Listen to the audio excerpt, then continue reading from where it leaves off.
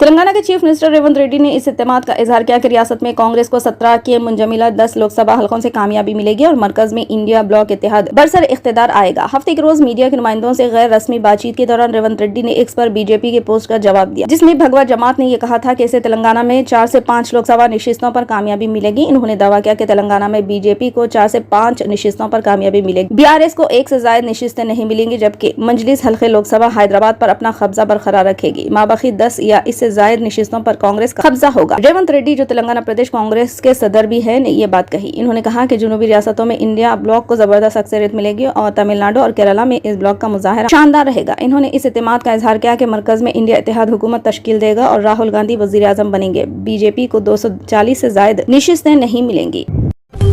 Exit پول کی reports, جس میں حالیہ لوک سبھا انتخابات میں BRS کے کمزور مظاہرے کی طرف اشارہ کیا کے درمیان سابق چیف منسٹر کے چندر شیکھر راؤ نے اتوار کے روز ایگزٹ پول کی رپورٹس کو خارج کرتے ہوئے کہا کہ چاہے رپورٹس کچھ بھی ہو، پارٹی عوام کے لیے کام کرتی رہے گی۔ تلنگانہ کی 10ویں یوم تاسیس تقاریب کے موقع پر BRS قائدین اور ورکر سے خطاب کرتے ہوئے چندر شیکھر راؤ نے کہا کہ حالیہ اسمبلی انتخابات میں BRS کو شکست ایک عارضی دھکا ہے۔ ریاست کی کانگریس حکومت کو شدید تنقید کا نشانہ بناتے ہوئے انہوں نے کہا کہ مختصر وقت کے عرصے میں موجودہ حکومت غیر معروف ہو گئی ہے۔ عوام حکومت سے سخت ناراض ہے اور ان کی ناراضگی برہمی کا بہت جلد پھٹ سکتا ہے۔ لوک سبھا الیکشن کے نتائج میں کچھ بھی ہو سکتا ہے، کتنی بھی نشستیں حاصل ہو سکتی ہیں۔ چند کا کہنا ہے کہ BRS کو 11 حلقوں سے کامیابی ملے گی، جبکہ چند کا کہنا ہے کہ پارٹی کو صرف 1 نشست پر کامیابی حاصل ہوگی، مگر چند کا یہ بھی کہنا ہے کہ پارٹی کو 2 سے 4 نشستیں ملیں گے۔ یہ سب گیمبلنگ بن چکا ہے۔ انتخابی مہم کے دوران میری بس یاترا کو عوام کا زبردست رد عمل حاصل ہوا۔ ہم بہتر نتائج کی توقع رکھتے ہیں، چاہے کچھ بھی ہو۔ اس سلسلے میں ہمیں پریشان فکر مند ہونے کی ضرورت نہیں ہے۔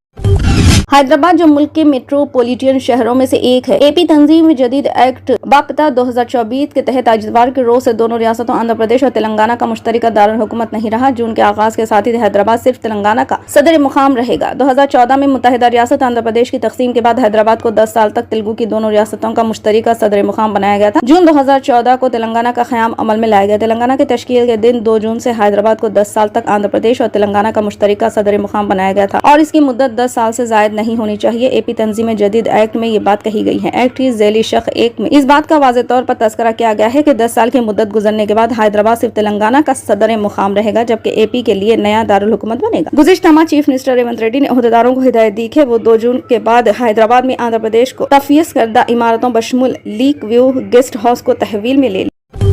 تلنگانہ ریاست میں ڈرائیونگ لائسنس کچھ دنوں تک پرانے طریقہ کار پر ہی محکمہ ٹرانسپورٹ کے دفاتر میں جاری کیے جائیں گے۔ اس کی وجہ یہ ہے کہ ریاستی حکومت نے ڈرائیونگ لائسنس کے اجرا کو آسان بنانے کے لیے مرکزی حکومت کے نئے رہنما خطوط کا جواب نہیں دیا۔ نتیجے کے طور پر گاڑی چلانے والوں کو پرانے طریقے سے ہی لرنرز لائسنس کے لیے سلاٹ بک کرانا پڑے گا اور متعلقہ RTO آفس میں تحریری امتحان میں حاضر ہونا پڑے گا۔ اس کے بعد مستقل لائسنس صرف اسی صورت میں حاصل کیا جا سکتا ہے جب کوئی مقررہ وقت میں ڈرائیونگ ٹیسٹ پاس کر لے۔ مرکزی حکومت کے نئے قواعد کے مطابق ڈرائیونگ لائسنس کے لیے RTO آفس جانے کی ضرورت نہیں ہے، صرف RTA کے رجسٹرڈ پرائیویٹ ڈرائیونگ اسکول ہی ٹیسٹ کرواتے ہیں اور موٹر سائیکلوں کو لرننگ سرٹیفکیٹ جاری کرتے ہیں۔ لرننگ سرٹیفکیٹ کی بنیاد پر RTO آفس میں مستقل لائسنس کے لیے درخواست داخل کر سکتے ہیں۔ وہ لوگ جنہوں نے RTO کے مسلمہ ڈرائیونگ اسکول میں گاڑی چلانا سیکھے، صرف انہیں ہی ٹیسٹ کے لیے آفس میں حاضر ہونا ہوگا۔ نئے قواعد کے مطابق آلودگی کم کرنے کے لیے 9 لاکھ پرانی سرکاری گاڑیوں کو مرحلے وار ختم کیا جائے گا۔ تیز رفتاری سے گاڑی چلانے والوں پر 1000 سے 2000 تک جرمانہ عائد کیا جائے گا۔ اگر نابالغ افراد گاڑی چلاتے ہوئے پکڑے گئے تو 25,000 روپے جرمانہ عائد کیا جائے گا اور گاڑی کے مالک کا ڈرائیونگ رجسٹریشن کارڈ منسوخ کر دیا جائے گا۔ پکڑے گئے نابالغ کو 25 سال کی عمر تک ڈرائیونگ لائسنس جاری نہیں کیا جائے گا۔